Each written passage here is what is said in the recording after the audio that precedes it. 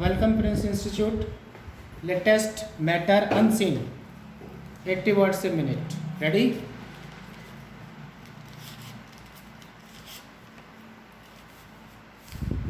Start.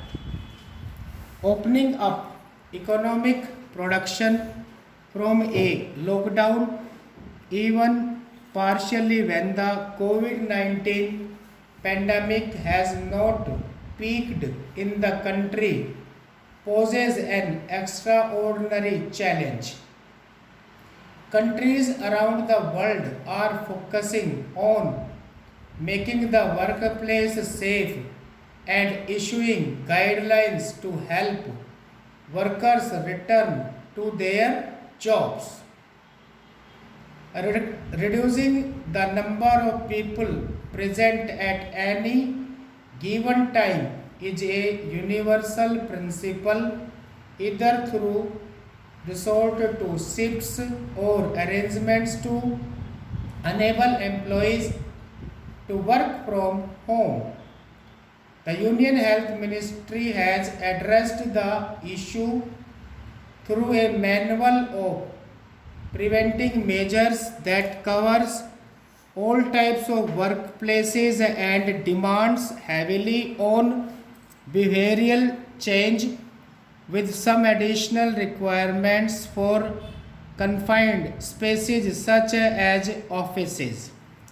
Fortunately, the first line of defense against the novel coronavirus is a set of simple measures that involves little expenditure, physical distancing of at least 1 meter, mandatory use of face masks or cover, frequent hand washing with soap, respiratory etiquette, sanitizing contact surfaces, and self monitoring of health.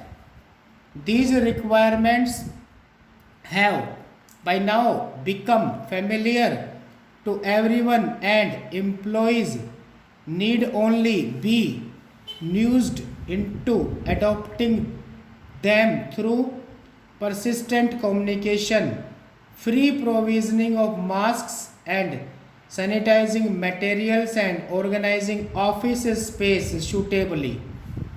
Physical distancing of even 1 meter, if not the 2 gaz or 6 feet that Prime Minister Narendra Modi advocated, does pose difficulties because of the lack of space and density of workers in many places. But employers should see the value of keeping staff attendance at safe levels even within the legally permitted ceiling, which now extends to 50% in specified sectors and even in some government offices.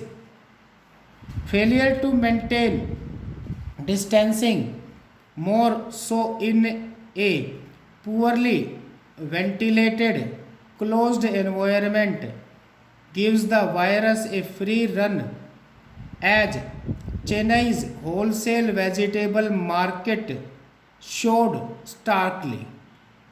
The center's protocol for symptomatic cases at the workplace requiring testing and, where warranted, quarantining of both the worker and close contacts, and a 2-day closure of offices experiencing an outbreak should underscore to employers the importance of prevention.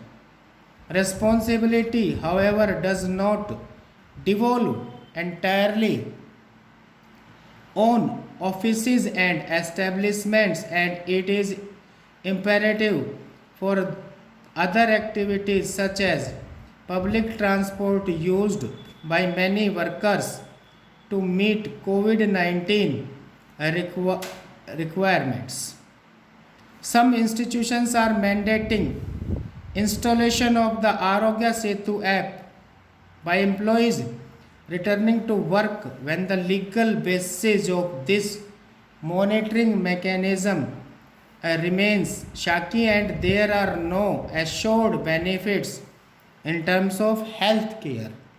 At this stage of the pandemic, when a gradual resumption of economic activity in multiple sectors ranging from construction of food takeaways is a necessity, the most feasible interventions at the workplace are voluntary and those that cost the least.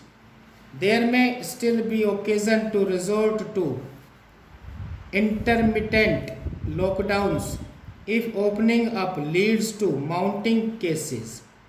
A prudent course would be to navigate the present with a minimalist approach as the quest for a medical breakthrough makes progress. Stop.